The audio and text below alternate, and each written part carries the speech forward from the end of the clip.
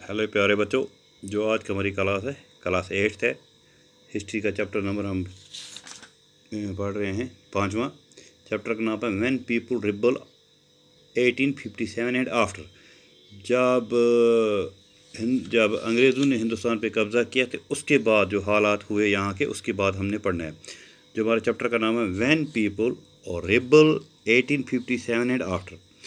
1857 बच्चों आपको पता होगा कि ये वो डेट है जब अंग्रेज़ों ने दिल्ली पे कब्ज़ा किया था। दिल्ली पे कब्ज़ा किया था तो उस टाइम लास्ट जो मुग़ल अम्पायर था, मुग़लों का बादशाह था, उसका नाम था बहादुर शाह ज़फ़र।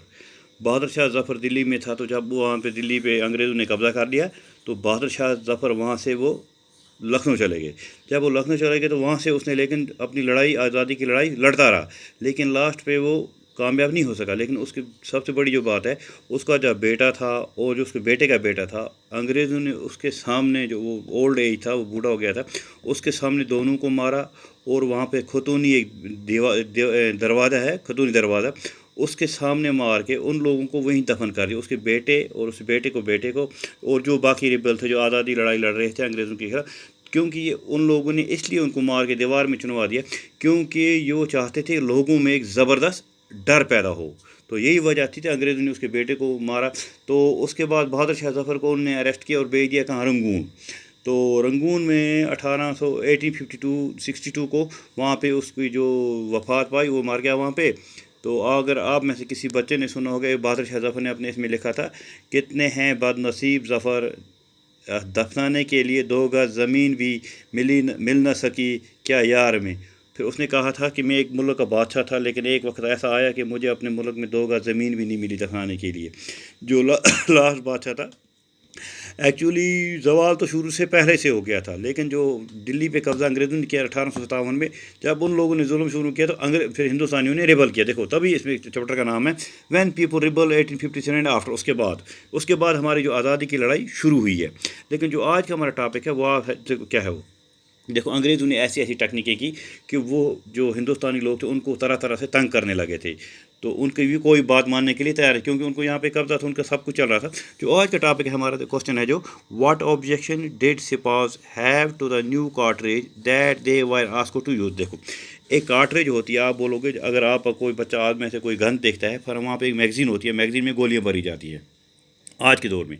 लेकिन उस दौर में अंग्रेज़ों ने एक ऐसी गन बनाई थी जिसका कार्ट्रेज थे, जिसकी मैगज़ीन आप बोलोगे, जिसमें गोलियां रखते थे डब्बा, उसमें उसको कार्ट्रेज को दांत से खोलना पड़ता था, मुंह से खोलना पड़ता था, दांत लगाने पड़ने थे। लेकिन उसके लिए अंग्रेज़ों ने एक बहुत बुरी बात की थी, थोड़ा मैं पहले आप पढ़ के दिखाऊंगा, फिर आपको समझ आएगी।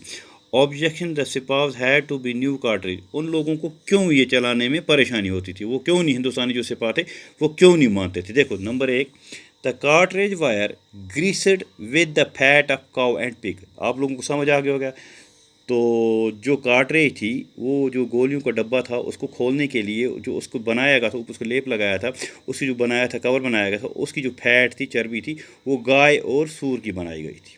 आप ये समझ सकते हो कि ये अच्छी बात नहीं थी। मैं बात को डिफाइन करूँगा। दूसरा है, द सिपाही had to use mouth to remove the covering of the cartridge.